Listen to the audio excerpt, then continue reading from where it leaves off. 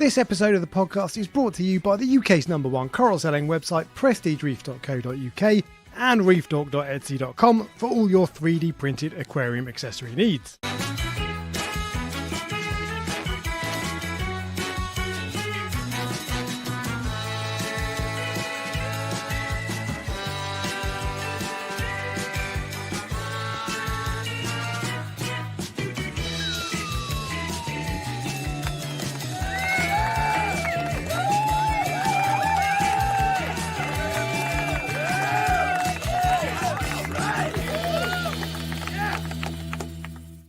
What is up, YouTube? Hello, everybody. Welcome to the Prestige Reef Dork Show, episode 70, Ryan. Episode 70. 70, I know. Did you think we'd get this far? I didn't even really give it any thought at all, to be honest, but yeah. So today we're going to be talking about this news. So normally we're going to do the usual format. So if you're new to the show, we just do a usual format where we've got certain stuff that we talk about every week.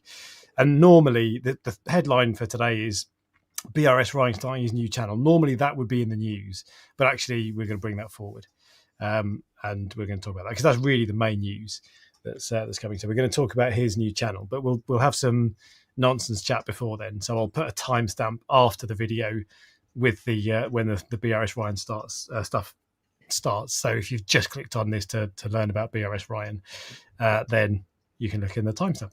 There's a like as in the pinned comment. Anyway. What else? I was going to say, oh yes, and doing a giveaway today. So this is bloody hell, it's heavy, or I'm weak, one of the two. This is the Nicrew Hyper Reef 150 that Nicrew sent me to review. I've done the review. It was over my tank for 2 or 3 weeks, I think. 2 weeks, 3 weeks, can't remember how much it was, but that kind of time. So it's basically brand new, and I'm going to give it away today. It's UK only. So you need to be in the UK, and I'll post it to you, and I'll ask a question at the end, and you need to get the question right. And the first person who gets the question right will win the light. So there you go. Do I get to partake in this? Would you like a light, Ryan? No, No. Actually, I am going to need some lights, and I'll explain why in my week in reefing soon. Oh, interesting. Okay, yeah. fine. You already know. But... Yeah, okay. Well, I'll remind everybody what the score is with the giveaway later. But yeah, so Ryan, what have you been up to? I'm intrigued now. I've already forgotten what you've told me. So okay, so my week in reefing has been relatively stressful. It's almost like this has become a full-time job looking after fish. Yeah. So I've had the Japanese masked swallow-tailed angelfish for 9 days now. Now, obviously, that if you weren't around for the last live stream, they are quite rare and quite expensive fish. And what I have 2 of them, and one of them is Alex's, which sort of, I'll be honest with you, adds to the level of stress. It's funny because originally I was like, I'm quarantining fish. If I quarantine other fish, it doesn't particularly make any difference. But because it's your fish, it really does add a whole new level of fear. Because if it's mine, it's mine, isn't it? And I just go, look, I've done everything I can. But if I lose your fish, then we're not friends anymore. Basically. We're not friends anymore. Yeah. So because of that feeling that's inside me, I wake up every morning quite stressed. First thing I do is go and check on all of the fish. So one of the female angelfish was starting to it had a couple of red scales, and this was probably 2 days after it moved in. Now, those of you that know about fish disease, red marks on a fish is often uranema. Now, uranema is mostly chromis. It will then be anthias, are sort of I think the next most common ones. And then there's butterfly fish and angelfish in that order of the most common one. So the fact that when I thought, red mark on the fish, also they're angelfish, so they're within one of the 4 top ones that are likely to get it, it made me panic. So I thought, how do you officially diagnose uranema? Yeah.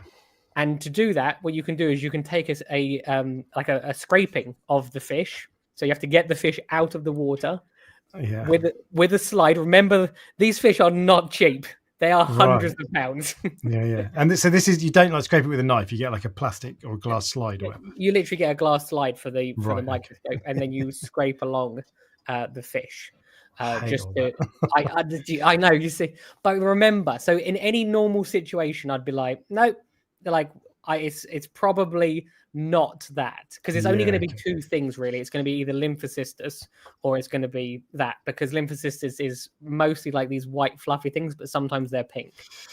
Okay. And lymphocystis is very common in angelfish. They are one of them. It's one of the most common things that angelfish get, but it's completely harmless. Nothing to worry about, basically. No. Butterfly fish often get it as well. I would have no problem buying a fish, like a copper band or something, from a shop that has lymphocystis, because I know that after a few weeks it'll be gone. If you know what lymphocystis is, you have to be able to identify it. Yeah, totally. You don't want to mistake it for white spot. So I still wouldn't, because I just don't want it. You've seen copper bands. I've seen copper bands with lympho all the time. Yeah, and it looks to me like it bothers them. So I would personally, if you've got the choice of just leave it and wait for another one in a week or a month's time, whatever. But I take the point. Yeah. I think obviously because I quarantined the fish anyway, and it's more of the fact that I know it's not a problem. So either I have one of the worst diseases, or a disease which is or one of the best diseases, which is not a problem at all. So I sat there. I actually did probably about 2 hours of research, and I looked. Humblefish did a hour and a half live stream, which I watched and everything, and I went, you know what? If it wasn't the fact that your fish are in there too, I would leave it and assume it would. I would probably leave it for just to see if it got any worse. But I went, nope, I'm going to deal with it straight away. And I thought, how hard is it doing a fish scraping? Because it's more of a mental thing, than an actual thing. It's like a freshwater dip. I was going to say that, yeah. When you do a freshwater dip, the first time you do it, you panic. I now put every single fish through a freshwater dip. How long do you do it for? 5 minutes. Yeah. So it doesn't matter to me if it's a £10 chromis. I don't know what chromis cost anymore, but whether it's a chromis or a £1,000 angelfish or whatever, it doesn't make a difference. I will put every single fish through a freshwater dip, and I don't feel anything anymore, because I've never had a fish die from a freshwater dip. Whereas, if you're doing it the first time, you're like, this fish is going to die. Yeah. So that's that. So I got the fish out. I took the scraping, and then you look under a microscope, and then I compared to what was on the live stream and other things that you can see on the internet, and I decided that it wasn't Uranema, and the fact that the fish is still alive suggests that I was correct, basically. So this is what I mean. You panic when you're looking after other people's things. Like if you're looking after your own child, well, neither of us have children, but it's probably slightly different to if you're looking after someone else's child, where you look after them really, really well. Yeah. Okay. And you're not supposed to just treat your kid as disposable, Ryan. But you know what I mean. It's you see parents and their kid falls over, and then someone else is like, oh look, and they're like, nah, don't worry, he does it all the time. Yeah. Builds character. So that was that. That's the first thing. Now the other angelfish had a little bite mark, which I mentioned last time, from when they Before you move on, actually, we've had a request. Can you explain a freshwater dip? What is it? How do you do it? So literally, you get fresh water. You can increase the pH up to the same level of is literally. So it's just I use RO water. You raise the temperature to the same level as what the fish tank is, and then there's buffers that you can use to buffer the pH. Now, some people say you do need to use buffers. Some people say you don't need to use buffers. I've actually done it both ways. I haven't noticed a difference. So I talked to someone this weekend, shopkeeper, about freshwater dip process, and he uses tap water because it's more or less the same pH. Well, it is in his area anyway. So he just uses tap water. He was of the view that RO is a bad idea because the pH does affect them. There's a difference, but see that may very well. So I do buffer mine, but what I'm saying is other people some people do and some people don't. But I said I use RO water and then put the buffer in it, which then essentially will bring it up to the same level. Tap water, because that obviously they must be using something to get rid of all the chlorine, I assume, before doing it. He said something about that. I can't remember what it was, but anyway, basically, so you put it in fresh water. Yeah, and then you literally set yourself a timer for 5 minutes. What you can do, and it helps, is if you put a like an air stone in there, just to keep the water really, really heavily oxygenated.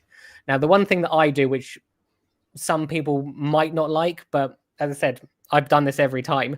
I don't let the fish lie down. So the fish, what will usually happen is the fish will go in and it doesn't like it. It's essentially like putting you in a place where you can't breathe. It's like putting you underwater. Yeah. You're not going to like it, but you might survive a couple of minutes. Well, so the fish will usually lie on its side.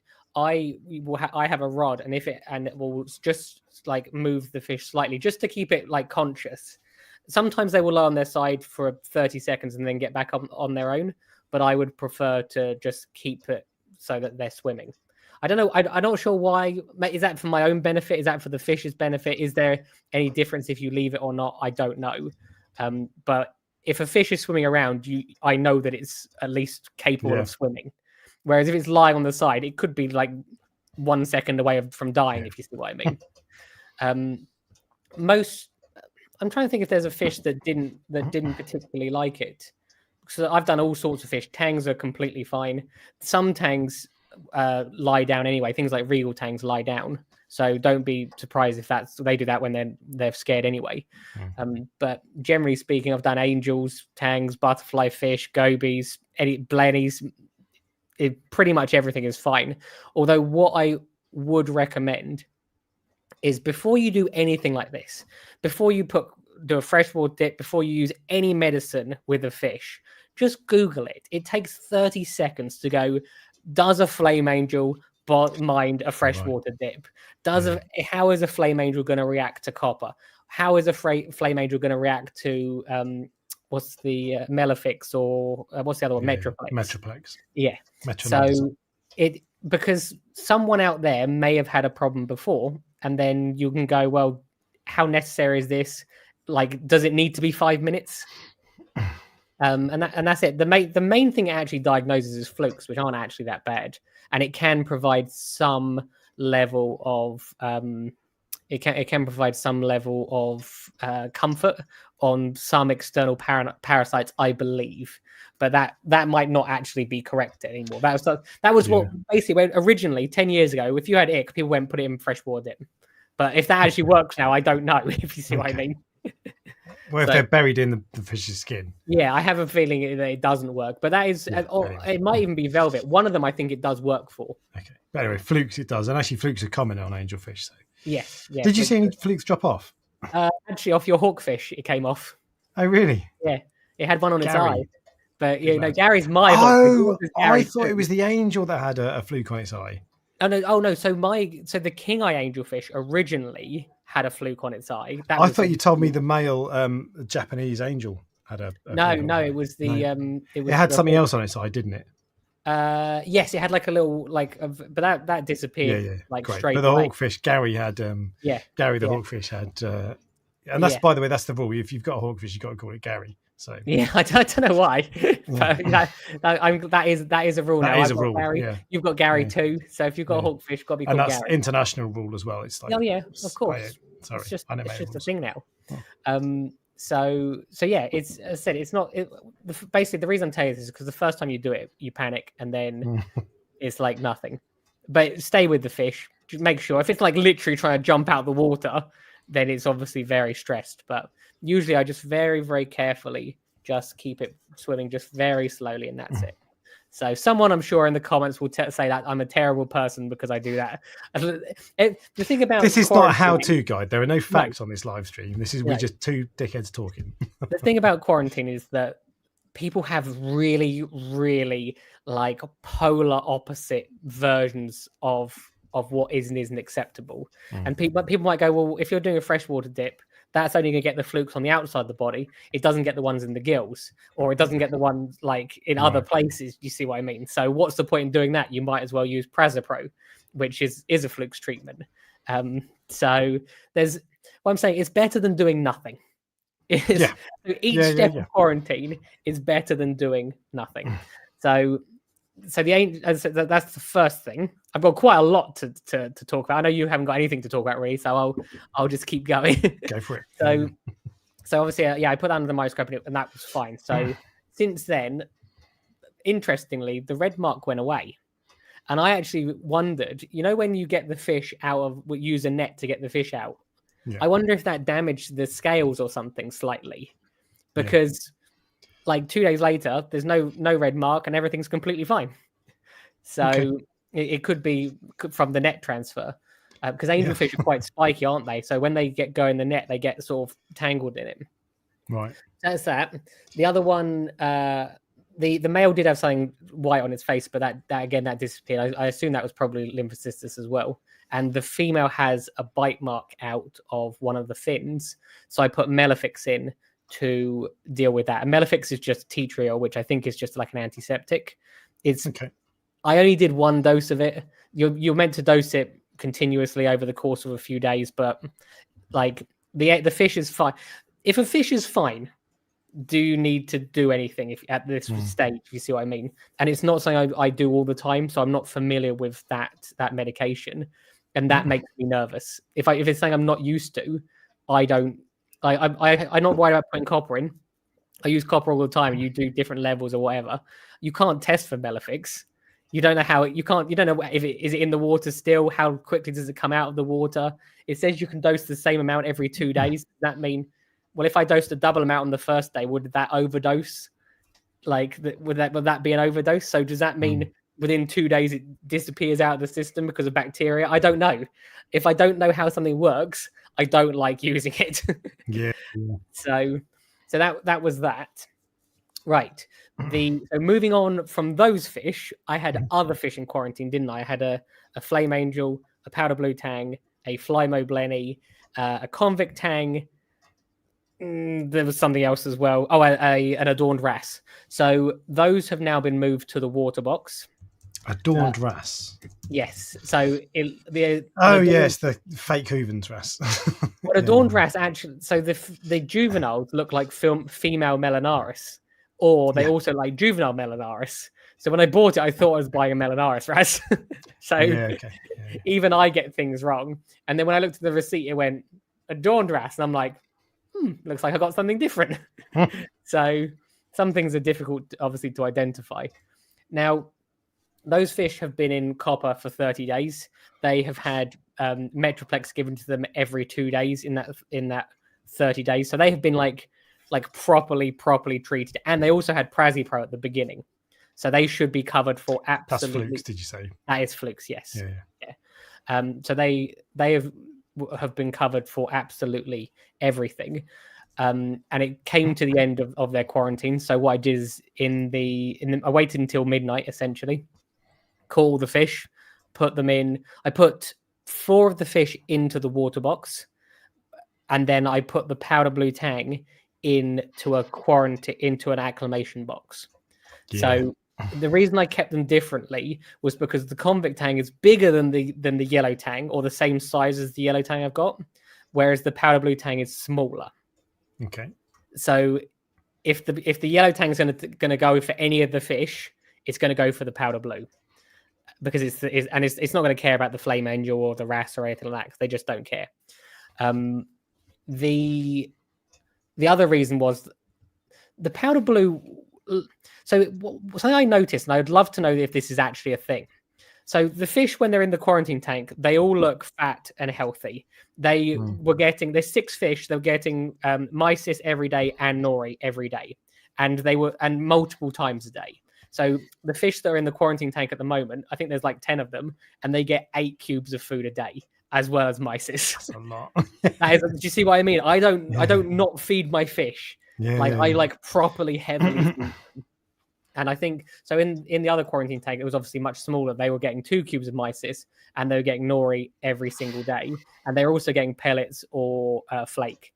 And they appeared fat when I got them out, other than the powder blue, which stopped eating the last 2 days. But I thought this fish can survive 2 days, and I don't want to. I reduced the copper level slightly, but only from 2.5 to 2.2. So it came down slightly, but not massively. And then it did start eating again on the last day, but it was slightly thin. So I put it in the acclimation box. But what I noticed the next day after they went into the water box, the Flame Angel, the Convict Tang, and the Powder Blue all looked thin. And literally it was like 12 hours apart. And I just wonder if the copper does something to them where like parts of their body or something swells up, like their liver. I know it damages their liver, I believe, or it's not good for their liver. And I just wonder if that's what makes them appear to be fat, but actually they're not.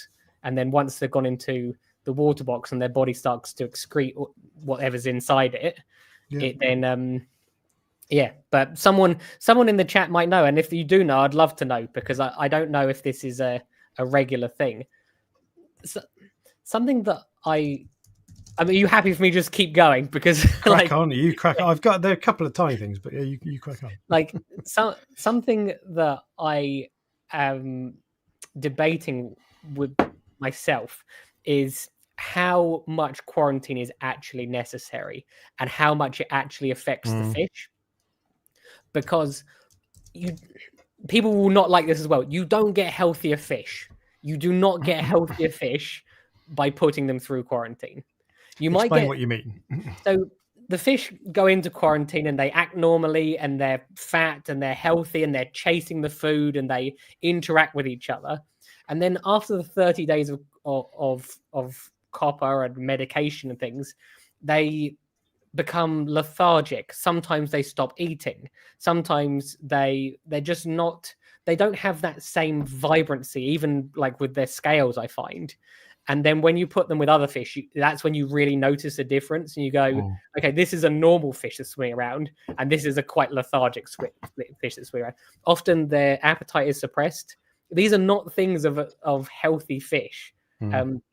So I think when people say you're going to get a quarantine fish, it sounds like it's really, really good, doesn't it?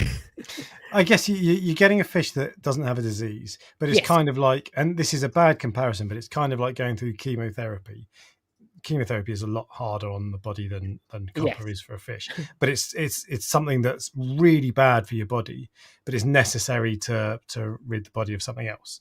So I think it's kind of like that, because copper is not good, and now the copper is out of my tank. There's still some in there, I think, but it's really low.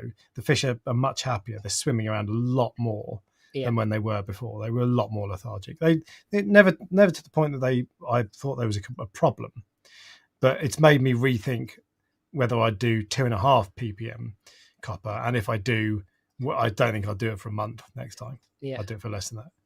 See, I met someone recently who has like some serious fish. These are like, like personata angelfish. If you want to get one up on the screen, I like to give you a job only because these are like serious fish.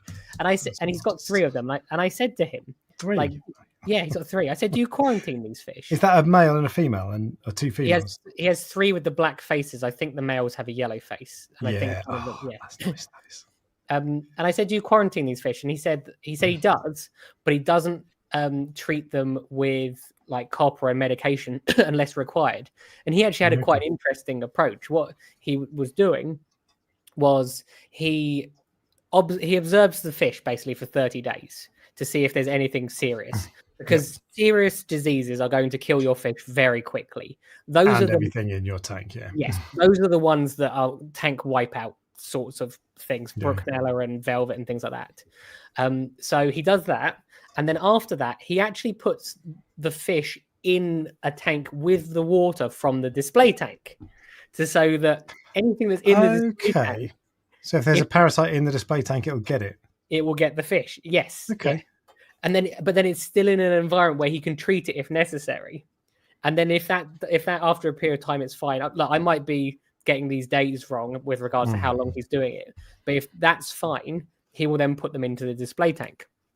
So, which I thought was an interesting way, because it's almost like rather than proactively treating, which can have some detrimental fish, there will be. I wonder how many fish don't get through quarantine on a wholesale. Like the people that like, not like, I'm not talking about like TMC. I'm talking about people that go advertise we do quarantine marine fish. collectors in the Yes. States, for example. Yeah. And there are a few other people who do it, but I wonder I how think they talked about that on a live stream not that long ago. I think they've got a pretty good success rate. And when I say pretty good, I mean exceptional. well, that's good. I'd love to know what they're doing. Yeah. And do they Yeah. like, because I saw something the other day on YouTube. Don't be jealous. I watched another channel. I can't remember who it was, but they were offering quarantine fish. But what they did is they quarantined the fish in one system, and then they took the fish for 14 days. And then they took the fish out of that system. That was with copper and everything. Everything was thrown at them. And then they took the fish out of that system and they put them into a clean system. And I think that's like a recovery system. Now, I think that although it's not ideal, I actually think that that's what fish need. I need to have, so you have a quarantine tank, and then you have another tank, which is not your display tank, to recover in, and then an observation tank. Yes. That's what I would like to do. And someone's just asked, why don't you do HTTM, which is hybrid tank transfer method? Yeah. And basically, the reasons I don't do certain things is space. So tank transfer method is a method that was developed in the States, I think, whereby you set up 2 tanks. And I think it's I can't remember the timing. So, I might be 12 or 24 hours out, but I think it's every 48 hours. You take the fish out of one tank, put it in a new tank with new water, and just completely new setup. Drain the old tank, sterilize it, so bleach it, so everything in there dies, and then you fill that up again in another 48 hours time, and you keep moving it back and forwards. And because of the cycle of the parasite, the way it goes into the body of the fish and then out and all this sort of stuff, after I can't remember, a week, 2 weeks, 72 hours, whatever it is. It's that I think there are only certain diseases it kills, but I think it's velvet and ick can't survive beyond that. I forget which diseases it is, but so part of the reason I don't do that is space, because as much as anything, you have to have those 2 tanks in a different room because the parasite can go through the air, a certain distance, like 6 feet or 10 feet or something. So that would mean I've got another room with another quarantine tank in it, which is already suboptimal. And in the UK, we've got small houses, right? So true. Space is an issue. So space is a big issue. But I would like to do the observation thing you're talking about. I like the idea of that. And also, what I can't remember if it's observation tanks or just when you put it in first, but one method that people talk about is you have a molly, a freshwater molly that you acclimate to salt water.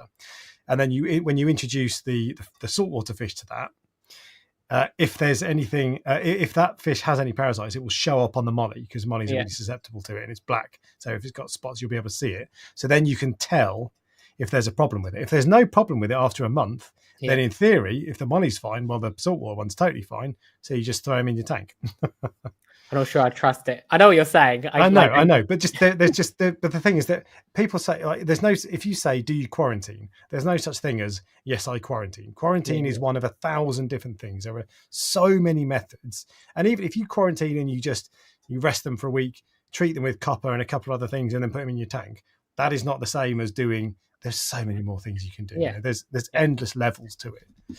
But I quite like, and I think a lot of people would then go on and treat afterwards. But there are different levels, and if you're just going to see if it has a disease, that's better than nothing. Of course, 100%.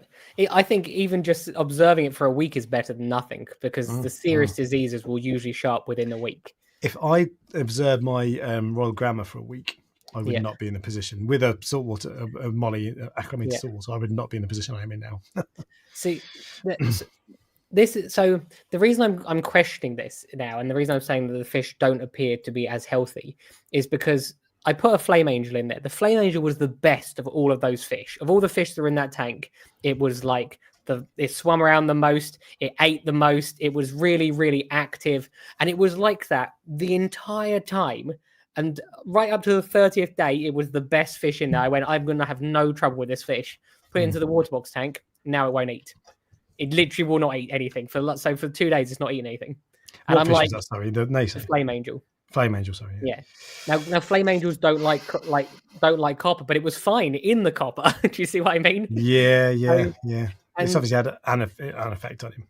But what I mean is, like, I've got a healthy fish that was eating and didn't appear to have anything wrong with it, and then I put it into copper, and now I'm going, are you going to survive?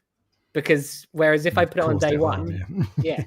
So I'm not sure what I know. People expect me to be, and same as you, that to be whiter than white. They expect us to like go, this is the best thing to do, and this is what I'm going to do, and if it and do everything absolutely properly. But there's no such thing as best anyway. And someone else just asked, so Nete Montoya, what about observing quarantine or quarantining inverts? And that's the thing. So if you do everything possible with quarantining fish, and you go way over the top, you've got tanks everywhere, medication everywhere, all that sort of stuff. You spend months doing it. Yeah, that's a waste of time if you're not going to do the same for. It's not a waste corals. Of time. Well, it's not a waste of time, no, but you're not eliminating all the risk if you're then just going to wang in a snail that might have a cyst of a taimont of white spot on its shell, or the same with corals. So there are levels to it. I don't stress too much about it. Basically, so reefing is the same as life, right? And reefing is about assessing risk, and you do that in life every minute of every day, basically. Yeah. And I'm not bothered. I'm never going to. If I had more space and it was my full-time job, then I would quarantine corals and that. But I'm not going to do that. I'm not. That is a risk, but it's such a small risk that it just doesn't bother me. It's not. I don't lose any sleep over that. Yeah. Well, I'm happy with what I've got at the moment with the process I've gone through. Do I think it takes the fun out of having fish? Yes, I do. Yeah. I absolutely think it takes the fun out. It just makes it really stressful. It makes it really, really stressful. And maybe I'm just soft. Maybe because some people go, oh, I don't stress about it, but maybe I'm just soft. But it's definitely more stressful. It'll be really interesting to see how the powder blue. So the powder blue has been put in the acclimation box and has been fed very intensely, and it's almost back to normal now. It's really, really fat, same as the other fish, like in the tank. So I will probably release that from the box, maybe tonight, probably tomorrow night now. So they can lose weight really quickly, but they can also gain weight really quickly as well. So that isn't a problem. But if there's going to be a fish that's going to get a disease, that's going to be it. So it'll be interesting to see once it's in and been there for a month or so, if anything shows up and how good my quarantine method was. So, but yeah, I just definitely the more properly you try and do things, the less fun this hobby becomes. Because the old days of going and buying a fish and put it in the fish tank, they were great because then you sit there, you're happy with your new fish. Now I got to wait 30 days before. Yeah. But and a fish tank without even so I've got some nice corals in my tank. It's looking really good actually. Yeah. The corals are doing great, which is good to know. And I thought I might have issues, but so far, touch wood, all good. But a fish tank without a fish tank without fish, don't matter how nice your corals are, it's just not the same. And I'm fed up of not having fish in there.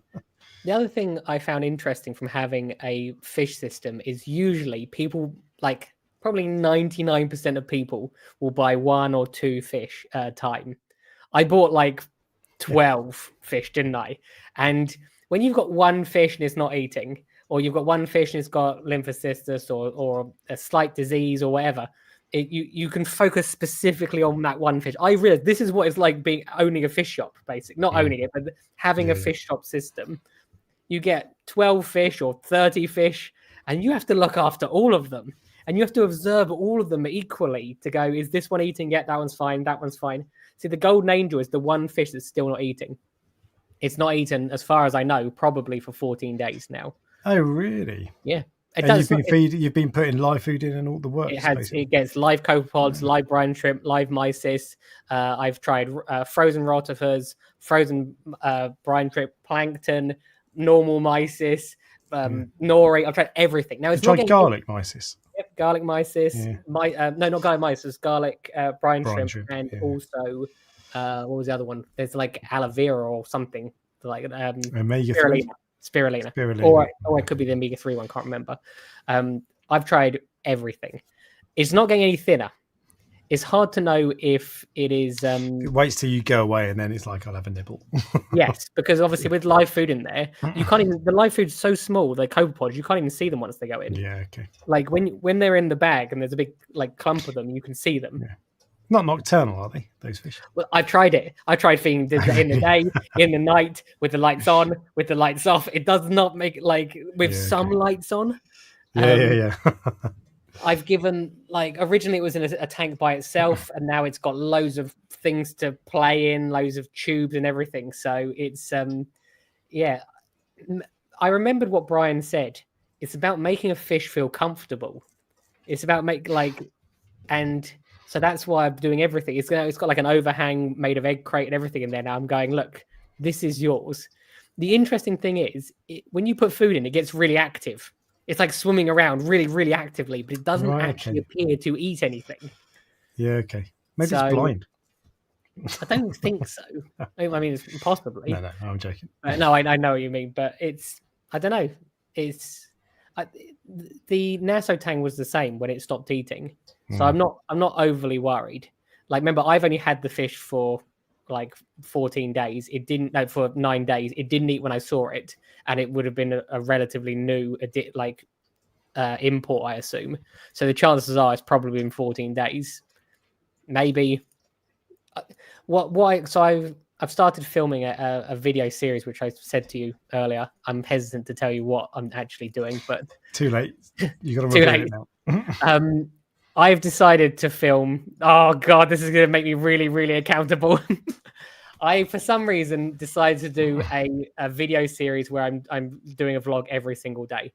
So every single day for 30 days, I'm doing a vlog. And so all the stuff we've spoken about, I've done the first 3 videos. They're not going to be released until the 1st of December, just because it gives me some time to build them up.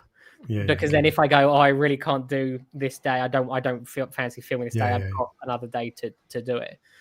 It's actually quite fun because you film everything. You film literally everything. You film cleaning your protein skimmer. It makes you accountable. You have to do things like if you film the water change on the water box, I filmed the acclimating the fish, everything. You just put like different parts of it on different and they're edited in exactly the same way. I don't want them to be boring, but I don't think they are. I don't think they will be boring. But I just wonder if I'm going to run out of content. Judge of that. Yeah, I wonder if I'm going to run out of content. Is my only worry. 30 videos. That's over a year's videos for me. Yeah, for me too. But so they're 10 minutes long roughly. Although the one I did yesterday was like 15 minutes. And the editing, I know they're not short. Yeah. But when you're doing them just off the cuff, and I don't think people are going to expect great things if I'm filming every day. But no one watches your channel expecting great things, Ryan. So don't no, true. It's but it's quite fun. So as I said, with for example with the angelfish not eating. So what I need to do is I need to go to the fish shop to go get frozen food. So it's like I'm just vlogging my day. And the reason I'm doing this is because in December, usually around the middle of December, I can't ship corals anymore. So I'm going to have I basically close for a month unless people want to come and visit and collect, which obviously they're more than welcome to. I'm based in West Sussex, just in case some people don't know, but people are welcome or always welcome. So I just thought, what am I going to do for essentially a month where I can't do anything? Might as well give this a go. So but it does make me nervous whether I'm actually going to. I bet you don't think I can do it. So I don't think I could do it. Yeah. So I think I think you'll have a good crack at it, and then after 2 weeks you'll be like, oh, this is too much. Yeah, but then I've given, if you think about it, I've given myself 8 days, or how many days are in November?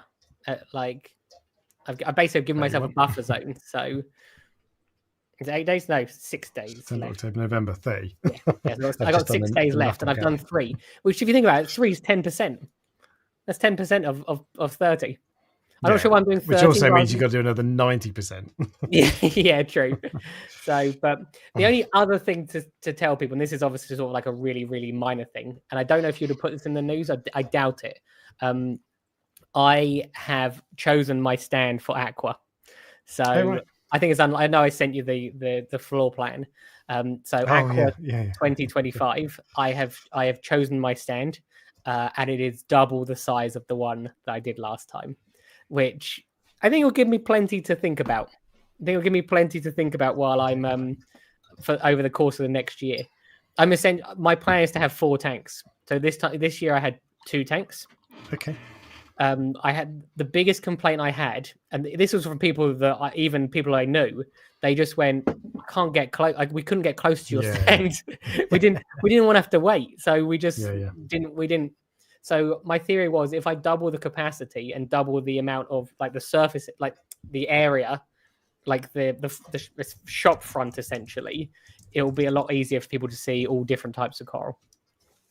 And yeah, so it's exciting for me. I'm not sure what I'm going to do with the 4 tanks. Originally, I wanted to buy 4 tanks, like get properly made 4 tanks with weirs and everything. But then I'm thinking, is it necessary? It worked fine last time, and those tanks are like 200 quid. So, or rough around that, I think. So I'm questioning what I'm going to do, but we'll see. I got big plans. Plans, man. Yeah. So okay. Jamie just said, I hope you're doubling the staff, because Jamie obviously worked on the stand. I've got 2 additional people starting this year. So Rachel will be helping. Rachel is my girlfriend. Yes, that's the plan. And Reef Dork is going to be helping this year, because last year he said that he really regretted not being there for the setup. And I can assure you, setup. Yeah, I don't mind setting up. I'm not being there all day. I can assure you, the setup is the worst part of the process. Yeah, okay. So, I thought we said no girls, Ryan. I did say no girls last time, but the main reason I didn't want my partner there last time was because this was the first time I was doing it, and I didn't want to have to worry about like looking after her. I just wanted to get there and focus. I had no time for anyone, did I? And to be fair, it was the right thing to do. However, I have now trained her, or I am slowly training her in the art of fish keeping. So by then, someone will say, I want those tutti frutti zoas, and she will know what those tutti frutti zoas are. So maybe. We'll see how that goes. We'll see. Yeah. All right. Well, I'm going to cut you short there, because I'm done now. 42 minutes in, and you haven't shut up. So But you told me to. You told me you had nothing to talk about. 42 minutes. Well, I'm done now. So I don't really have anything to talk about. I've not really done anything. I've changed over the lights from the Nicrews back to the Kessel setup. I love Kessels. I missed the shimmer, sad as that is. But yeah, so I've not really been up to much. Someone commented last time after the live. So I had an issue with Spotify that it didn't upload properly. So that's now fixed, and it will be fixed from here on. But someone, I did get a comment asking about ads on the live stream, and that comes up from time to time. People say, God, there's so many ads on this thing, can you take them off? So I don't know if I can take them off completely. I did think before, one time I thought, well, hang on, why don't I get a company to sponsor the live stream, and then they pay the money that I would get from adverts, and then I can turn adverts off. But I actually don't think you can turn adverts off, because YouTube wants to make money from it for itself. So I think it's not possible. You can turn adverts down, and you can choose where they are, but I don't think you can turn them off. But in any event, I don't really want to have a sponsor just for that. But also, so the live streams, unfortunately, I need to keep adverts on. Yeah. Because the live streams don't make a lot of money. They account for just under 5% of my overall YouTube income. So 95% of what I make is from the other videos. Yeah. And you don't make a lot of money off YouTube. Okay. And the live stream software costs 400 quid a year. There you go. So I have to have adverts on, I'm afraid. So I can't turn them off. The only thing I can suggest is YouTube Premium. I know it's another subscription, but it's so good. It's so good. Even the massive people that do podcasts, like the Diary of a CEO and people like that, they have adverts in there. Oh, of course they do. Yeah. Well, they probably make a reasonable amount of money. So yeah, they get millions and millions of views on theirs. Not only do they have adverts on theirs, they also have sponsored Huel things as well. Yeah, but it's just I can't turn them off, I'm afraid. It does. It needs to pay for itself, and even the software costs money, and all the other stuff I buy costs money, and all that sort of stuff. I buy soft touch mouses so you can't hear the click. That's the sort of stuff I buy, and Ryan rolls his eyes, I think. So I can't do that. So YouTube Premium is brilliant. I think it's 13 quid a month. So It's a lot of money, but You I'd rather have that than Netflix personally. You must get so annoyed that you paid for a soft close mouse, and then every so often I just hit my mic and you hear a. Well, I can only do what I can only do. What I can True. do. But the other thing is, so there's the video, the spot. If you download it on Spotify as a podcast, there's the video as well. So if you really don't like ads, you can just watch it on Spotify, and there are no ads on Spotify. The downside is you don't get the live stream chat in Spotify, and you don't get to see our pretty faces, do you? Yes, you do. There's video on Spotify. Yeah, I didn't know that. Okay, fine. Yeah.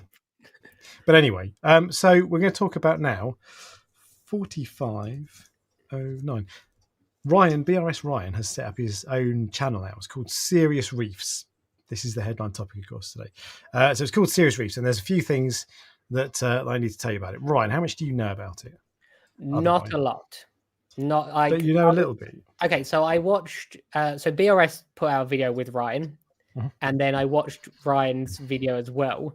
But I was sort of watching it in the background while I was doing something else. So you might as well fill me in. Assume I know nothing, but I do know a little.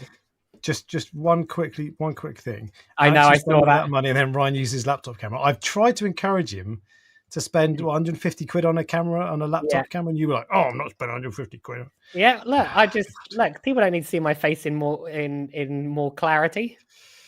Anyway, how many people are watching at the moment? 200. 200. You'll donate £1. You can look at me in high definition. If you don't, then no, donating £1. Don't do that. Not paying Ryan. I don't know. Anyway, so Serious Reefs is the new channel from BRS Ryan Batchelor is called Serious Reefs. So he's just set up, so it's live now. We're going to see how many subscribers he's got. He's also on Instagram and probably various other social media platforms that I'm not on. But he's all over the place. 2,000 subscribers. That's not bad. Yeah. I saw that already. That he's got quite a few. So he's got it set up and running. There are no videos on there yet. There's one video where he just says this is what Serious Reefs is, and there's a few other videos he's like re-uploads basically of talks he's done. Yeah, and he said that he wants to upload those because he needs to get the channel monetized. There's no shortcutting the YouTube algorithm, so that's, in my humble opinion, that's a waste of time. You've just got to upload good videos that people want to watch. It just that won't work. I'll save you the bother. But anyway, so I like the idea of this channel though, because he said that it's fan funded. And this, by the way, this was my idea originally. So, and I've never talked about it. So he's gone into my dreams somewhere, like Freddy Krueger, and stolen the idea. So I'm a little bit annoyed, if I'm completely honest. But he's fan funded, which means he set up a Patreon. Yeah, and so you and he charged $10 a month. You give him $10 a month, and that pays for everything basically. Yeah. Now I say when I thought about doing the exact same thing. I have a Patreon, but I've just never launched it. I have no Patrons. I don't really like the idea of Patreon, to be honest. But I have that, and what I wanted to do was set it up so it was £5 a month, £10 a month, or whatever, and then every month or every time I get to 500 quid, 1,000 quid, I say, right, I've got 1,000 quid to spend. I'll ask the Patreons or the community, whoever I ask, what do you want me to review? I go and buy that. I make a review of it, and then I give it away at the end to the Patreons. So you're kind of getting something back. Yeah. So I don't make a profit out of the Patreon money, and it just goes and they get something back with the stuff that gets given away afterwards. And then you get a completely independent review. Yeah. Because my duty is not to the manufacturer. Which I don't think it is anyway, but it's to you, the people who've paid money to let me make this review. But anyway, I'm not doing that.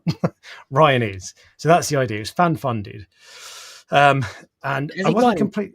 Has he got any patrons yet? Only because I had a look, but I couldn't see if he had $2 towards your Ryan's. I know. There you go. How many dollars left? So that money goes to me, mate. So you're not getting any of it. So. That's true. That's the reason he said don't do it, because he doesn't want to buy me a camera for Christmas. I'll buy you a camera. Yeah. So, I could do actually. Anyway, what was your question? Have you looked on his Patreon to see if people have signed up to it? I've signed up. Yeah. I signed up, there was like 4 people on, so maybe more people have as well. Yeah. But the only thing he said, he did a live stream or a video with BRS. Yeah. It's windy here today. That's crazy. Really windy. Anyway. No, I know. But so he did a video on the BRS channel where he talked about it a little bit, and he said something, and I think I've misunderstood this, but he said something that made me think that only patrons get to watch the videos. And that can't be right. No, I don't think that's right. I can't You'd have to upload. But if you go on Patreon, it says you get access to it early, access to the videos early.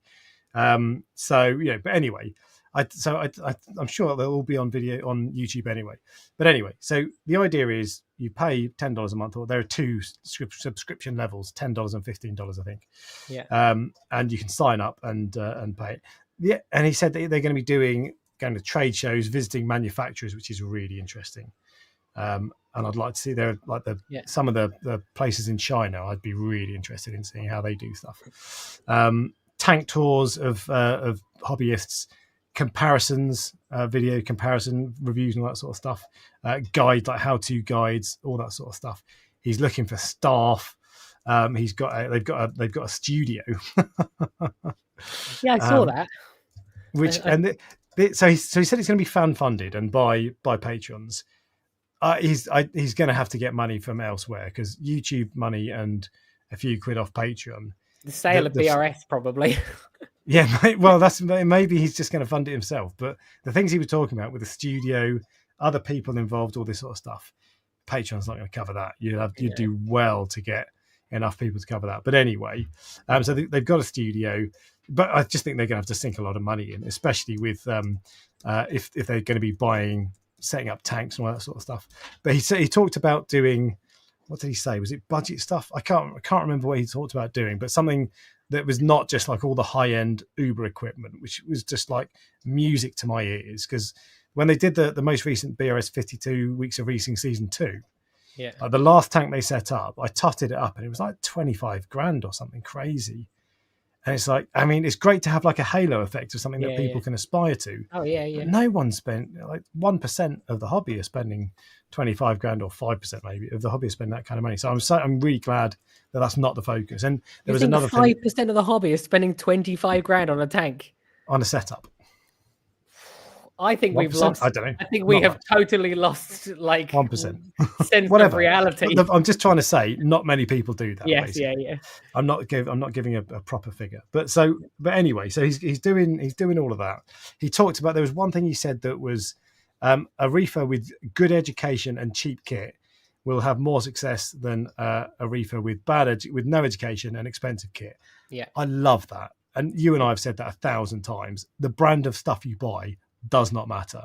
An Ecotech powerhead is not going to make your cars any happier than a Jecod powerhead. It'll make you happier because it's got funny app features and all this sort of stuff. Yeah. But it's brilliant. I love that. So they're going to do all this sorts of stuff. They've also found a way of getting Elliot from marine collectors in, because BRS Ryan talked about he's trying to encourage. I think he tried to encourage Elliot to set up his own YouTube channel because he's got so much knowledge that he needs to get out there, or that people would benefit from. But I just think he wasn't really up for it. So now he's going to be helping him out with this stuff, doing the fish care guide and all that sort of thing. So he's found a way of getting Elliot more camera time, which is a great thing, because he's super knowledgeable with fish. He's got years of experience.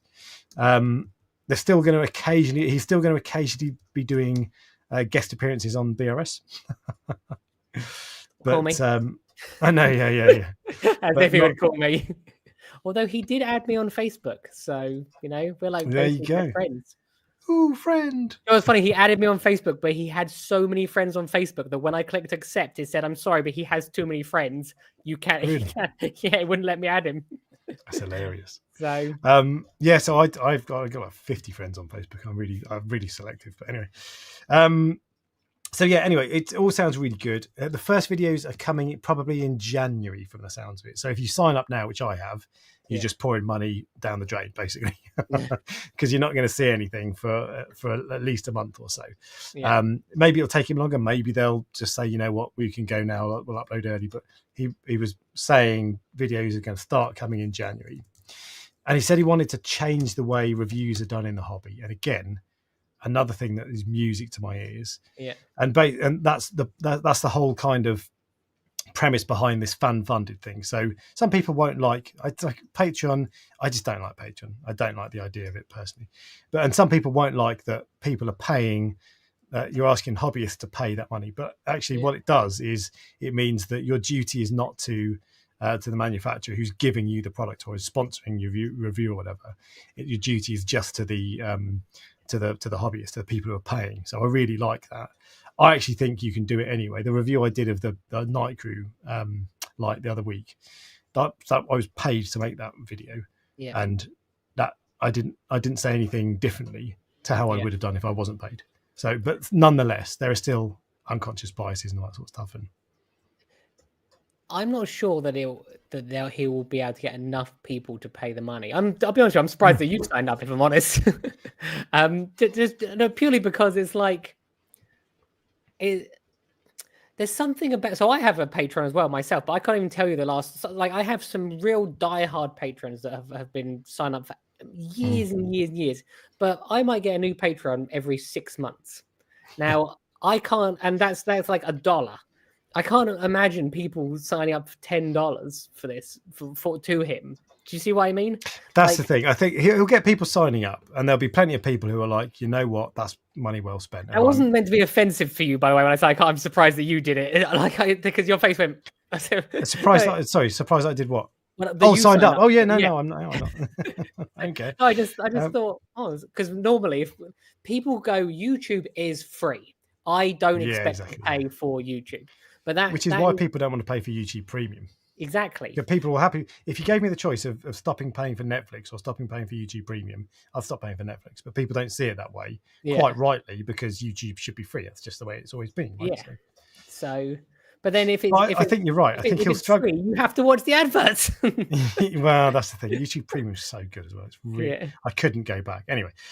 So I think he will struggle to get enough people to. He's got premises to pay for, so I think there's going to be personal investment, and I don't know. I think he'll have to have sponsors, but maybe he could get sponsors. The best way to do sponsorship is to have Wix or BetterHelp. These companies that have got nothing to do with reefing sponsoring, because then you can have, like, if you halfway through a video, you can say, look, this video is sponsored by Ford. Go and buy an F-150 or whatever. And everyone's like, cool.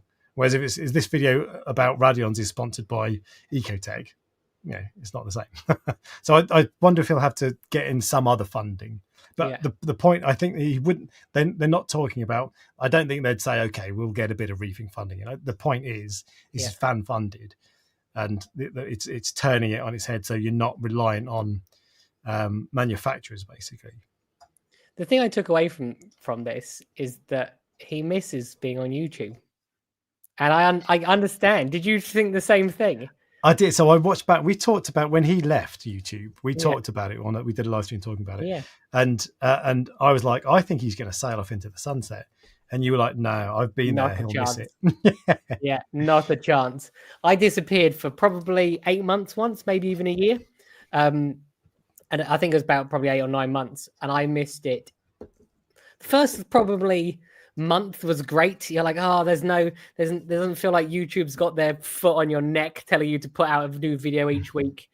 And then after that, I was like, I actually miss it. It gives you a purpose. It's fun and it's like enjoyable, and I'm not sure what it is exactly why I do it, but I don't think I could stop doing it. No, but you do have to learn to control it. Because if it becomes where you feel like you absolutely have to put a video out every week, it ruins it for you. It's not the same. You have to do it because you enjoy it, not because you feel like you have to do it. So this 30 days of my reef keeping journey might absolutely destroy it for me. It's very true. So, but we'll see. It's fun at the moment. Yeah, but in terms of the fan funding and changing the way reviews are done, I really like that, and actually, I think that reviews need to be done differently on YouTube in our hobby anyway. Because at the moment, they're done differently from any other. If you watch any other video on any other type of video on YouTube, and I watch a lot of obviously camera reviews and microphones, all that sort of nonsense, and nothing is like, because we're such a small hobby, everything is done differently. So people who run YouTube channels get given equipment, and that's the incentive. So like the video reviews I watch of cameras, Sony will send a camera reviewer a camera, lend it to them for a week or 2 weeks or whatever, and then they get it back at the end, because that camera review might get 500,000 views. Yeah. Whereas if you're in our hobby, if someone sends me a Radion, I might get 10,000 views if I'm lucky.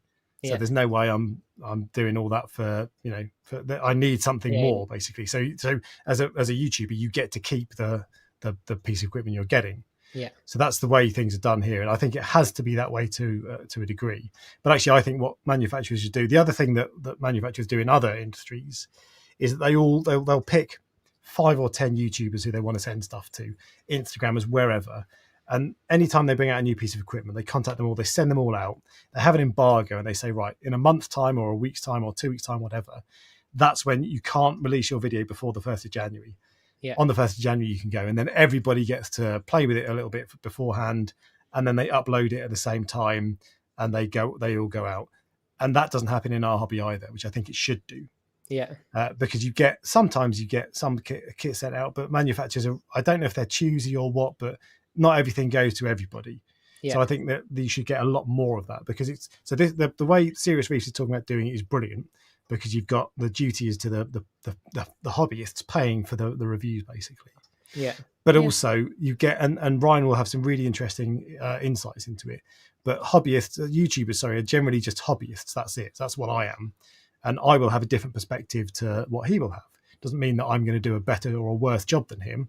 It just means I'll tell you something different. He might, if he gets a light, he'll spend half an hour talking to you about the spectrum. I don't really care about the spectrum. I'll tell you how it makes the corals look. So it's a good thing to get them out more to hobbyists. And if you've got companies like Reef Builders doing the independent reviews and Serious Reefs as well, then that holds the influencers to account. Because if an influencer, and I hate the word influencer, but if an influencer, a YouTuber or an Instagrammer gets a piece of equipment to review, and all they say is, oh, it's brilliant, it's amazing, and then the independent people get the same piece of equipment and they say it's terrible, well, then you're going to get found out. So you wouldn't be, as a YouTuber or whatever, you wouldn't be able to do that. And I actually don't think that happens much at all on YouTube in our hobby anyway.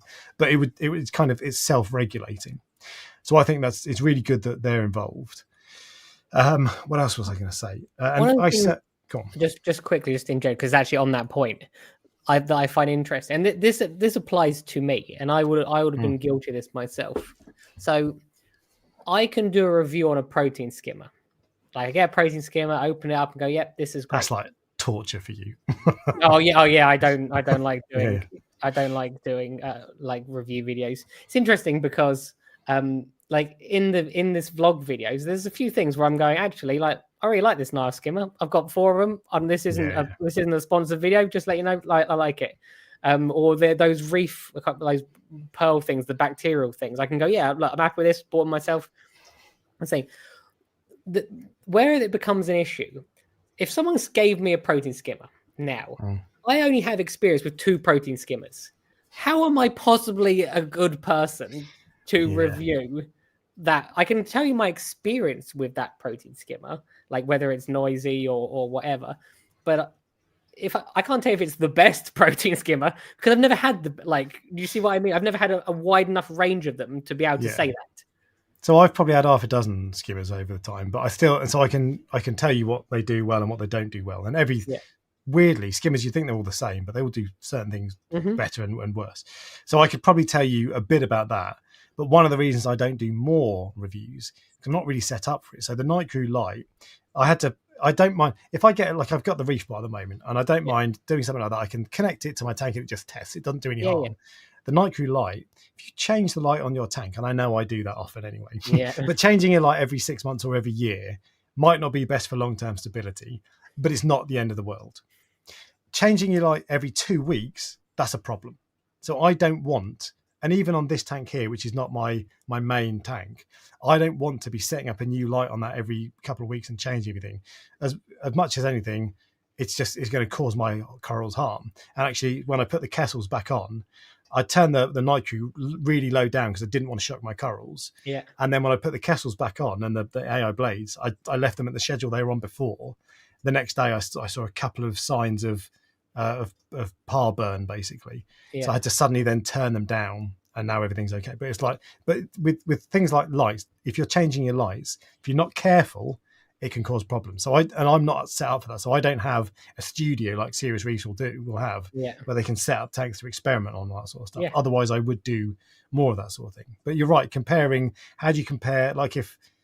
How do you compare skimmers? Just like you or I, how do you do it? Really, if you run them both in the same tank, you could do it, but no one's going to do that, and it would take you. But could you? Because what if the main issue? There's two things about skimmers: how much they bring out and how much noise they make. So if you're running two at the same time, they will influence both of those things on your view on both of them.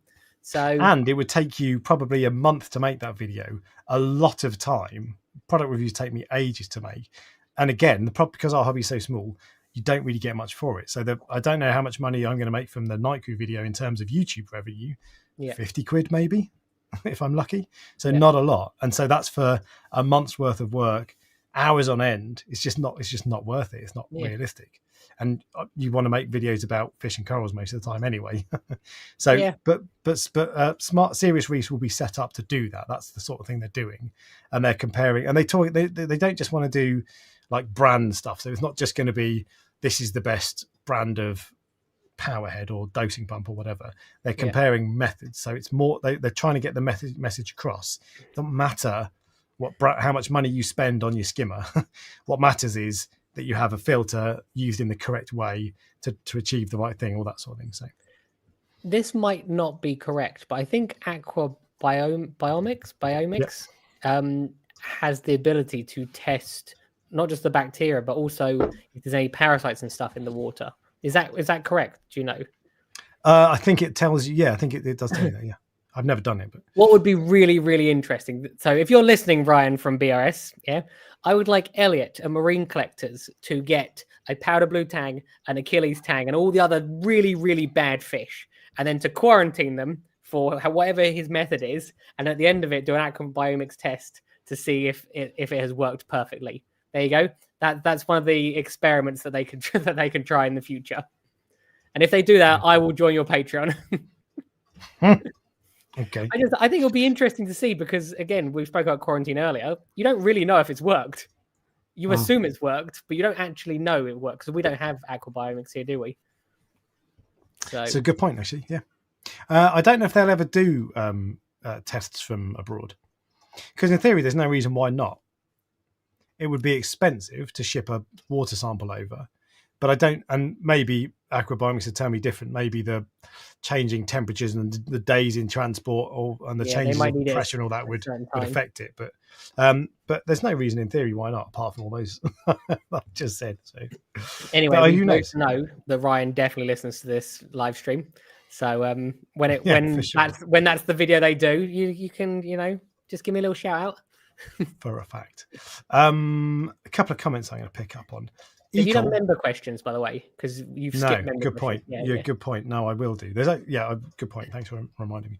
Ekel says, what happened to Matthew from BRS? His beginner series on BRS was great. Then he did like 5 Hello Reef videos. Now it's Radio Science. I don't know if he's quite heavily involved in Hello Reef. I don't know if that's like his company or something. I don't know. But I don't know. I don't watch because he moved to the second BRS channel, and I don't watch that channel. I haven't watched it for ages. I don't really watch it. Now Ryan's gone from BRS. I don't really watch any of the BRS videos. So I don't know what's happened to him. I don't know. Can't tell you. And someone earlier said, bring back Randy. That would be great. Yeah, he went on to do a gun channel, didn't he? But I don't know if he had AR something tactical. Yeah. Is he still there? I don't know. I presume so. But yes, I doubt he'd come back. But that'd be cool. He'd be really good. He'd be a good fit as well. Yeah. Other things. What have other people said? Andrew just asked if I'm drinking out of 2 different mugs. I always have 2 mugs, and they only have water. And someone said to me the other day, "You're drinking wine or like whiskey out of those," and I'm like, "No, it's just water." So yeah, I have 2 mugs. Why have you got every 2 mugs? time. Yeah, I always have 2 mugs. Have you never noticed? Why? No. Sometimes they're like because I drink them. Oh, they're both half full now. It's not like they're both half full. So you just... Yeah, I drink them independently. It doesn't matter. I just pick whichever one I pick up will do. But I talk for 2 hours. It gives you a dry throat, doesn't it? Okay. Reefkeeper says Alex has finally seen the light. I remember when he was changing his lights constantly. Lol. I still get people joking about that because I've made a VOD for my own back. But the reason I don't change my lights anymore is because I've found lighting perfection. kessel in the middle with 2 AI blades either side, or in the case of my main tank, Red Sea in the middle with 2 AI blades either side. They're wicked. It just looks amazing. You can just about see the shimmer. It just looks so good. Shimmer looks better from a distance though. That's the only thing, because my living room's quite small, and I find if I stand in my garden outside looking through the window from a good distance, the shimmer looks so much better. You're like, 1 second, Mrs. Reef Dork, I'm just going outside. I know. It's just like when I'm walking past. And I do like the idea of metal halides one day, but I think it's probably not going to happen. Alan Cameron says, Reef Dork, after watching your video on the Red Sea Reef mat, I've placed an order for the 500. Got it for 12 quid off as well. Happy days. It's really good. Although I've done a review of the what's it called, the Bubble Magus filter roller recently. It doesn't have the sexy features that the Reef mat does, and the Reef mat is better.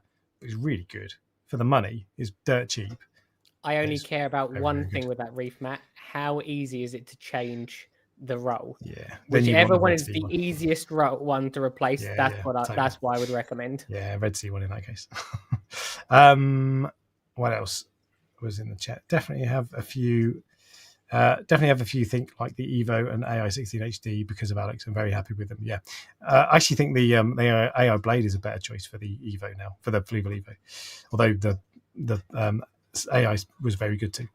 And I think that is everything from there. So we're going to do. So that's it. Anything else that you want to say on this new channel, Serious Reefs? Nope.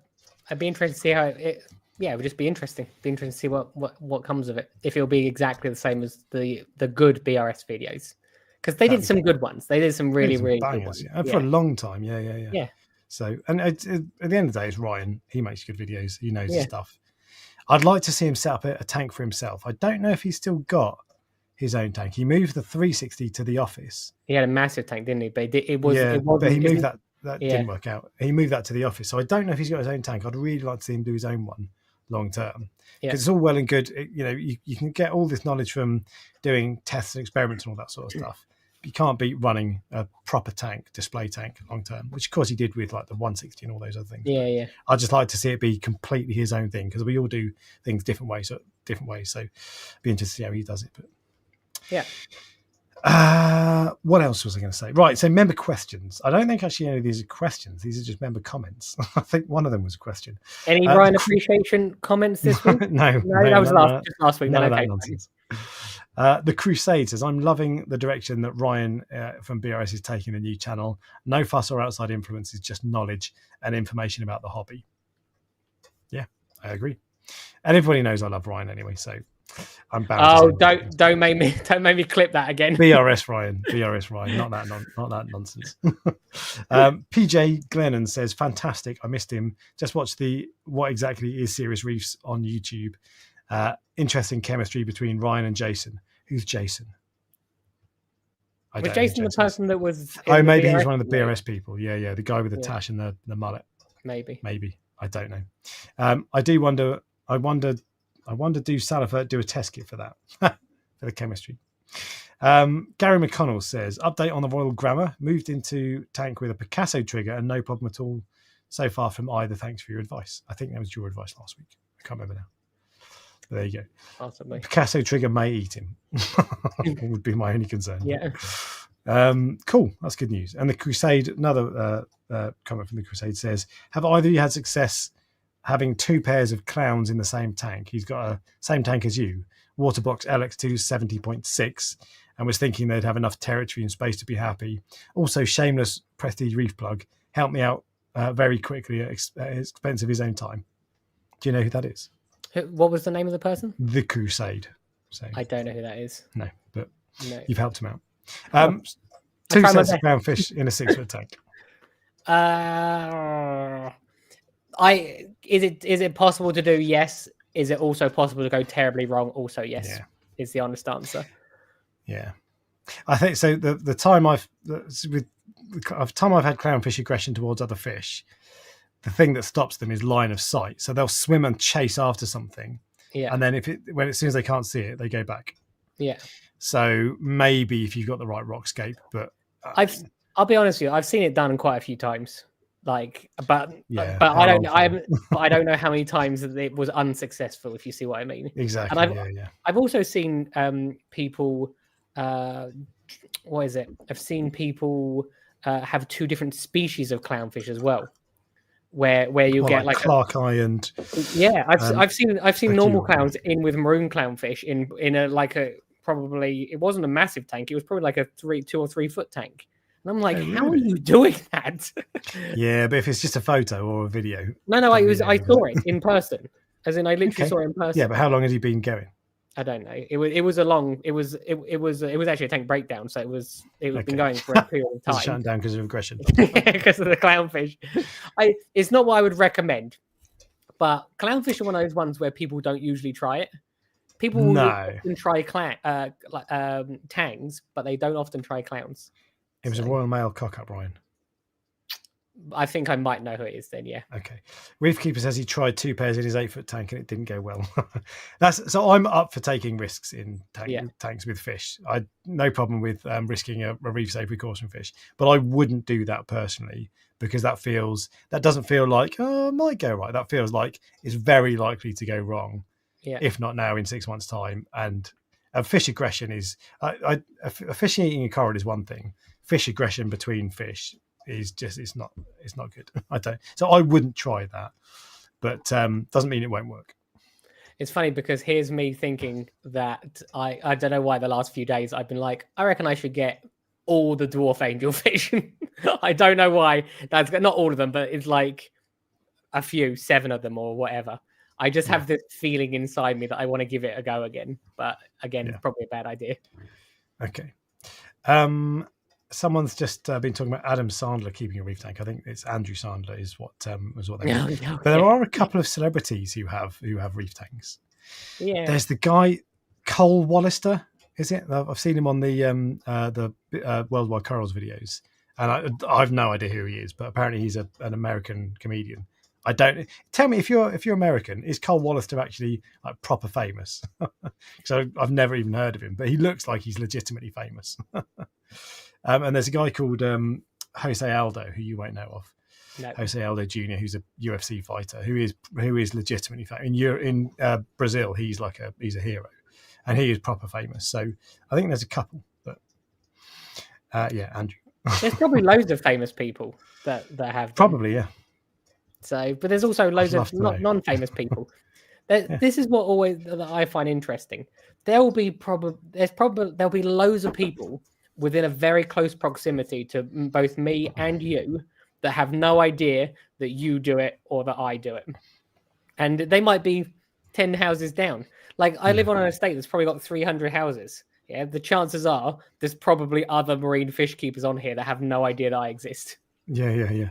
So you see the blue glow, don't you? And then I know you're like, yes, there's a house in the window not far from me, but they have a blue glow upstairs, but it's slightly greenish. I'm like, looks more freshwater to me. Okay, but that's funny because anytime I go to buy coral off a fellow hobbyist, when you put into their house, you're like, which one is it? You look for the blue glow. It was funny because Rachel met someone on the when she was out the other day, and they said, "Oh, well, where do you live?" And she went, "Oh, I live down that road there." And they went, "You don't live with the fish guy, do you?" So I have no idea who this person is that she spoke to, but I am known. You've got a reputation. I have a reputation that I'm the fish guy. So, okay. Oh, hang on a second. So Reef says you can get aqua biomix in the UK. Can you? Interesting. That's very interesting. We're both Googling it quickly. Aqua biomix, really? Is that right? Tell us more, Chris. Because I'm well up for. The only thing is, I'm not sure what you do with that information, and you probably need to do it and see the results and all that sort of stuff. But if it says you've got X bacteria and you don't have Y bacteria, I mean, I said that I can't get a Salifert test kit and then add the right amount, and so. The only thing that I don't know how much it costs, but the only thing that I can see the benefit of it from my perspective is that at the end of quarantine, you send the water off and go, yes, this water is completely eliminated of any parasites. So because then you know you did it properly. It looks like they sell reef rubble. So presumably they know what bacteria in that. So Yeah, you might want to buy that, but you might as well just buy that anyway. I think for knowing that you've eliminated disease, huge value. But I don't really know anything about it, so I'd be up for giving that a try. It's quite expensive though. It's between $70 and $100, big ones. What, for the test or for a test? Yeah. So, but there we go. Anyway, so hang on a second. That's the thing. You don't know what to do with the results. No recommendations like an ICP. I sent one when they first started. Yeah. So, like, oh, cool. I've got a disease. Yeah. Right, moving on. But anyway, I'd still like to do it. I just think you've now just got a sense of impending doom. And I imagine though, the longer this runs, the more they will learn about it. Yeah. And the more they'll be able to tell you and all this sort of stuff. I don't know. It feels like if I'd like that it exists, and I would like it to be in the UK. Although £100 a throw. Yeah. I'm too tight for that. Yeah. So. Anyway, right. What else was I going to say? Right, Prestige Reef Fish of the Week, Ryan. What you got? I'm going to go for an orange spot goby this week. So the reason I'm going for an orange spot goby is because it's more like a public service announcement. I like to do this every so often. Don't do it. They're not great fish for people to have. People buy them because they sift the sand and they're really cool. But they usually, unless if you're going to get them, you need to provide them with a specific diet. And they need really, really fine foods because they essentially sift out the fine foods, and anything bigger than the grain of sand goes through their gills. So there's one of these sand sifting gobies that is less. Is it the blue cheek goby that's less terrible? I think this one is meant to be less terrible than. Yeah, right, I think so. Yes, because I remember doing a lot of research on them before, but I think generally speaking, most of them don't have a high success rate in the hobby. But they are really cool fish. And this one is the one that supposedly covers your corals the least. So what some of them do is they get a mouthful of sand and they swim off, dropping sand on all your corals. These ones supposedly do it the least because they sort of do it and then they sit there and sift the sand.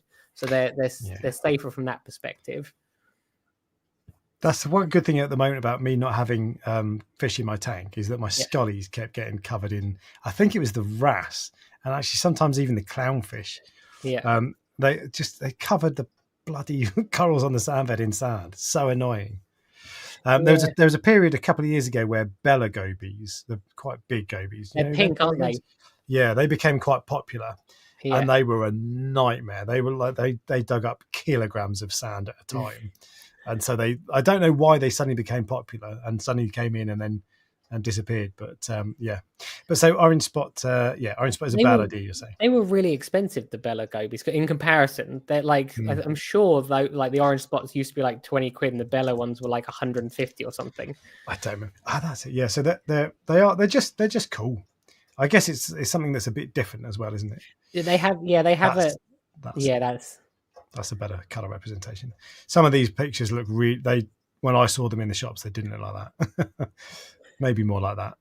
They exhibit natural behaviour. That's why they're interesting fish, and that's why so many people buy them.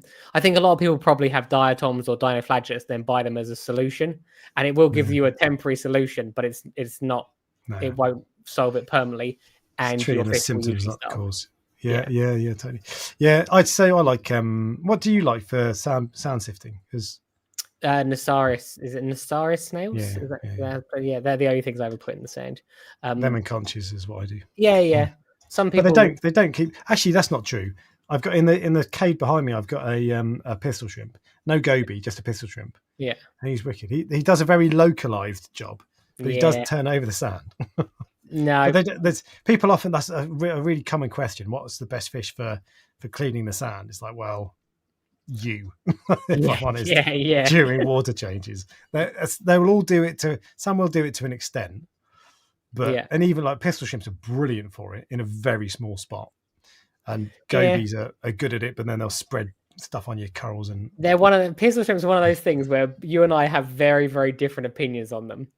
Because I don't want something that moves loads of sand around. I have enough trouble. I have enough trouble with my angelfish. Do you remember I told you I was going to fill in the hole it lived? I filled it in and it just emptied it again, like within a day. So I need to like wedge something in there. But I've never had a pistol shrimp because they stay in the same spot more or less, and they go around a little bit. But I've never had them cause me problems because if they do, you just move the coral away, and they don't want to bury the coral. So if you give them a little territory, they're great. And the same for a jawfish, a yellow-headed jawfish I had. Yeah, you're probably right. I think I had a pistol shrimp once. You get some really like specialist ones that go with white-cheeked gobies, white-capped gobies. Yes, yeah, I had a pair of those, and the shrimp that goes with them is like white with pink dots. And I said, yeah, that one was fine. It was more of the fish that was trouble because it was hard to get food to it. I remember this is in a 1,000-liter tank with a mouth that's like just in like a millimeter wide. and the only way to get food to it was to feed it lobster eggs, because then there's thousands and thousands of them and the other fish can't eat them. Yeah. John Wright says, Reef Dork, do you find bristleworms eat Nacerius snails? I've ever noticed. I've had bristleworms I always have bristleworms in my tank. Someone asked earlier, should I get rid of bristleworms? I love bristleworms, and that's the one. So a lot of people there are certain things that might be a pest. Some people consider them a pest, others don't. Asterina stars is a good example of that. But bristleworms is the one that I think I just don't. I understand why people don't want Asterina starfish in their tank. I got no problem with it, but I understand why people don't. But bristleworms is one I just like. There's never any harm in them. And if you've got a massive plague of billions of them, you're feeding too much. They're really good, and they're great for your sandbed as well. They're self-regulating all the time.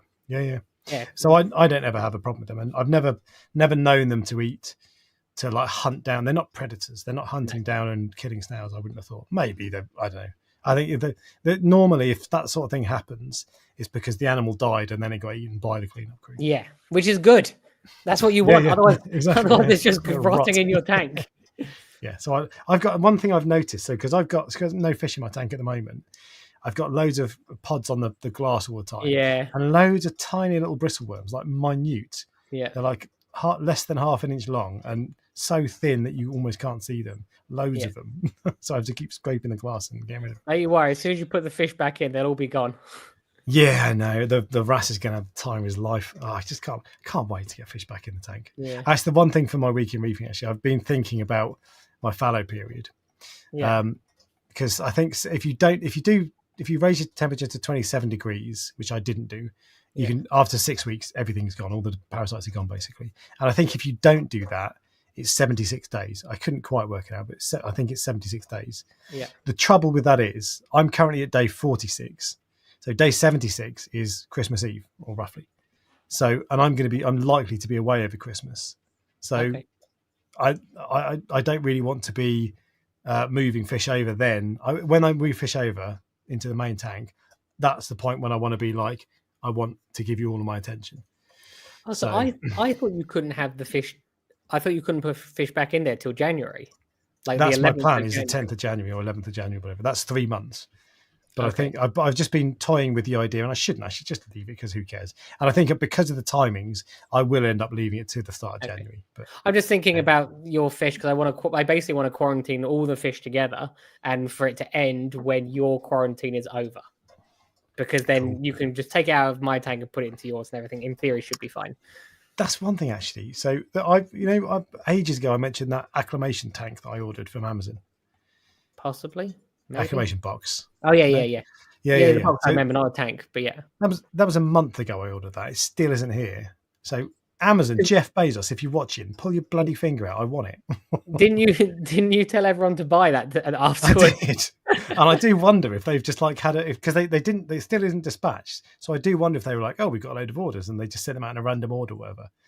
But it's like, can you just sort it out? I don't need it at the moment, but there'll come a time when I do need it. Yeah. And I don't mind if it's like another couple of weeks, but like get on with it, will you? It's supposed to arrive this week, but they said that a couple of times before and they push it back. So Bezos, sort yourself out, mate, and start paying some more tax, will you, whilst you're there? Right. Prestige Reef Coral of the Week. I do have a coral, but I actually wonder if I've done it before. Because I was going to go for Pectinia, but I'm pretty sure I've done it before. Look, I'm running out of corals. I do this every week. So which coral? Which I was Pectinia? going to go for a Pectinia is what I was going to go for, but I almost Space Invader Pectinia. No, I haven't got. I mean, I think you like the Space Invader Pectinia. I think you should just show Pectinias as a whole because I'm pretty sure we've done this. This is you're slacking, Ryan. I mean, I'm not saying this is not acceptable behaviour, but well, if you would like to come, just pick any random coral in your tank and say that instead, we can talk about that one. I do enough work for the live stream. Thank you very much. Oh, did you hear that? Did you hear that? Pectinias, here you go. Yes. You're telling me so the space. You tell me you don't like the Space Invader. So it's all right. It's all right. It's just green mostly. It's mostly green, a little bit yellow. That yellow is something special. Anyway. But look at the other Pectinias on there. So if you go, that is a polished photo. That looks better. That was more natural. Yeah, that is more natural. Every so often you get like a really, really unusual, cool one turn up. If you look at that one. See, now that probably is like edited that photo, but although you would probably know better than I would. But every so often you get a really cool one. Looking at the color of his hand, that doesn't look natural. Yeah.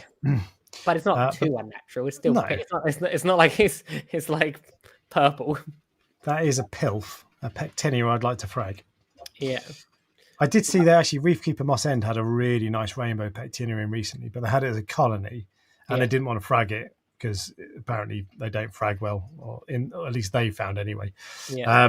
Wild ones maybe, but so they sold it as a colony. It was really nice, but I wasn't. How much was out of interest? Do you remember? 200 or 300. It was quite a lot. They are. I sold two of them at Aqua for around that amount. Yeah. Okay. But I have a huge one. We can clip that as well. But no, I have a huge one at the farm, which I've had for so long now, and it's like people keep asking me to frag it, but I'm not sure I want to. Why would I? Why do I not want? Pet? Yeah. You do get attached to things sometimes. That is actually true. Every so often, like if something just hangs around for a while, after like a year, you're like, it's just my coral now. So, but wait till it goes to the But you're a shop, Ryan. Yeah, I know. That's the one frustrating thing when people come to the farm to collect corals. I'm like, these corals are for sale. These ones are mine, and there's a few of mine scattered around the trays. Fair enough. Okay, well that's it. If that's your repeat coral of the week. Yeah, possibly. Which means we're now onto the news.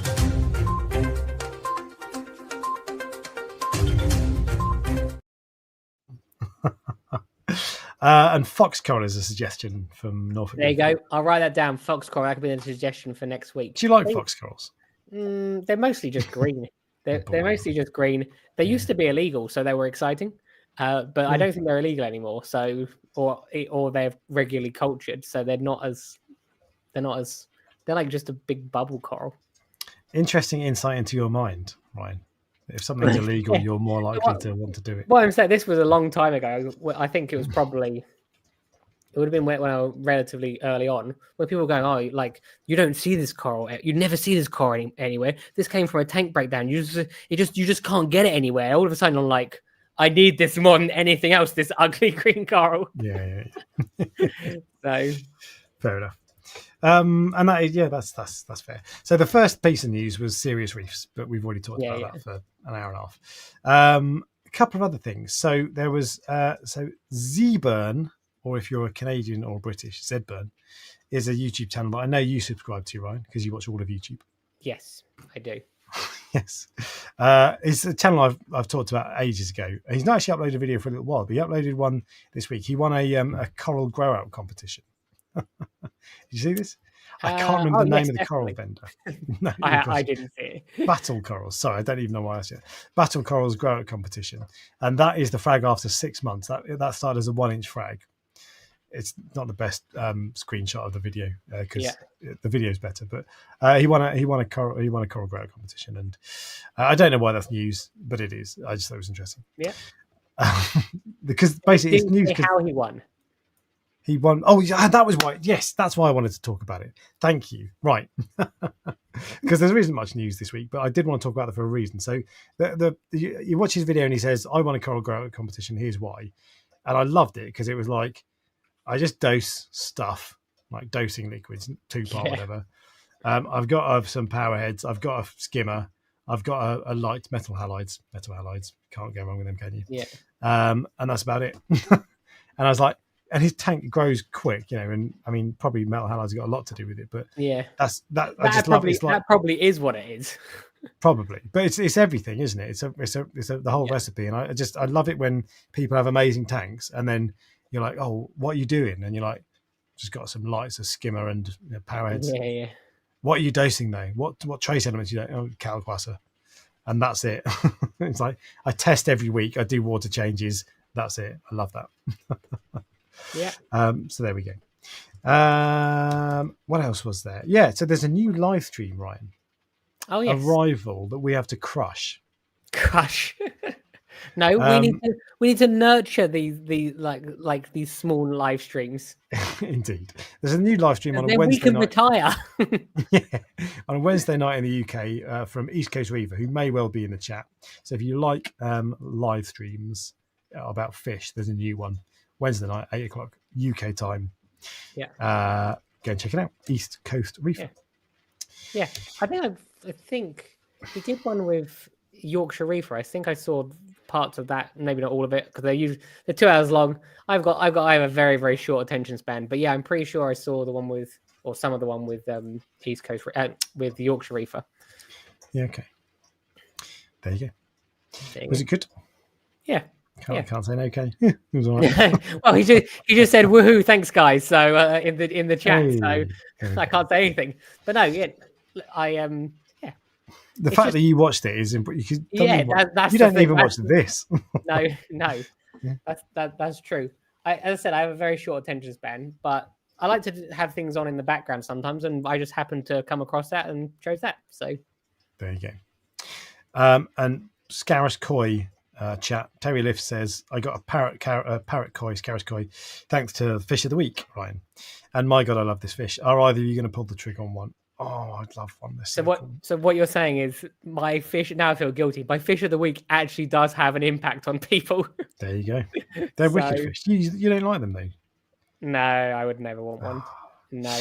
I've wanted one like for a these long time. bulky like things. That's the only thing is they're big. And my tank's 6 foot now, so I wonder if it might not look too bad. I like it. My missus likes them as well, so. Yeah. But anyway. Well, we'll see. The other piece of news is Reef Builders news, Ryan. Yeah. So the keys to the Reef Builders studio have been passed to Salem. Is that? Ryan doesn't watch any YouTube, so I don't watch any YouTube. He's the young science type guy who's been on BRS on Reef Builders a lot lately. You don't watch any YouTube. No. Even what it's newsworthy. So why? Tell me why it's newsworthy. It's newsworthy because he's the Reef Builder Studio is carried on going, of course. But Jake used to do loads of videos about it, and he'd run the tanks his way and all that sort of stuff. And this is it. I think that my impression was, and this is me saying it, not them, but the kind of is like passing of the torch. So he's going to be setting up all the tanks the way he wants it. He talked about a few ideas that he's got. One of which was a pulsing Xenia tank. Yeah. It's just I love that. The pulsing Xenia gets hate, but not enough love. I've got a pulsing Xenia tank at the farm. No, you see it every time you're here. It's just got blue lights. It looks awful. And it's that's Xenia, true. That is true, to be fair. Pulsing Xenia is amazing, Carl. But he had all these things that he wanted to do with his tanks, and they're talking about the way they're doing reviews as well, which was similar to Serious Reefs, not fan funded, but they want it to be independent and unbiased, and they want to test methods as well. Not just do reviews, all this sort of stuff. So Reef Builders is going to be... Reef Builders has been growing for a little while now. And I think it's going to be getting better and better in terms of the YouTube stuff they do, which I like a lot. So there's a couple of those Serious Reefs and Reef Builders are going to be doing some good shit. I look forward to it. You can hardly wait, can you? I can't contain myself. Okay, well, that's the end of the news, fortunately for you.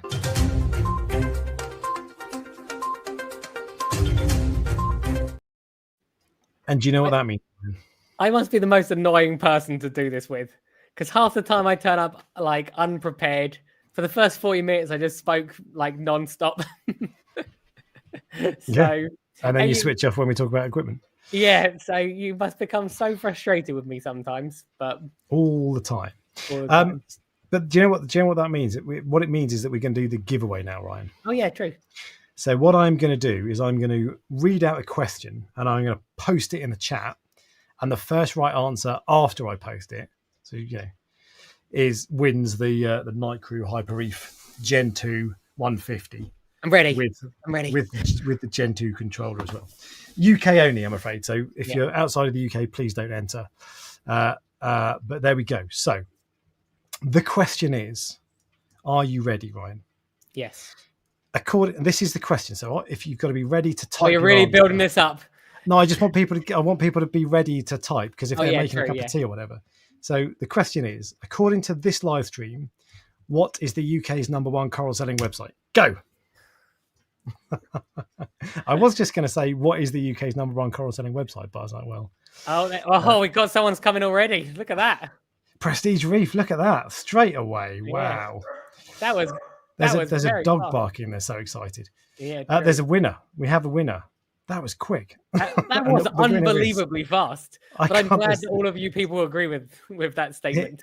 Yeah, there we go. It is Tom. Now, there are the ways a lot of people do giveaways on YouTube is they do a wheel that you spin and then you guess, but I don't know how they work. So I like how different people are spelling it differently because they're typing it so fast. I know, that's the thing. But, I like how Jamie, what could you possibly need that light for? You have loads of equipment. But there we go. So well done, Tom. Send me an email, thereefdork@hotmail.com, and you give me your postal address and I will get it sent out to you. If you're local, I'll drop it off, but you're probably not local, so I will post it to you. Thank you very much for participating, everybody. I won't always give away equipment, but every now and then, like if I'm getting paid to make the review, I kind of like the idea of doing that. Most of the equipment I review, I keep, but I'd quite like to do more of that sort of stuff, to be fair. Tom says, thank you, fastest fingers. JB says, damn my arthritic fingers. And Canada is a colony of the UK, right? So that counts. Well, it's too late. Whoa. I know, I saw that. I was like, there's always one. There's always one. Yeah. There we go. So was there anything else you wanted to talk about, Ryan? We've got 20 minutes, but I quite like the idea of uploading this podcast, which takes ages. I'm worn out. I've already spoken too much, didn't I? So far too much. Yeah. The only thing is I put out a 20% discount code last week. It's still on tonight, so it's discount 20 in capitals. And it gives you 20% off. Discount 20. I've put it in the chat so you can. All the people that didn't win, you can. That's second prize. That's second prize. Yeah. Okay. Very good. All right. Well, thank you for joining everybody as always, and all that. And see you next week. See you later. Bye.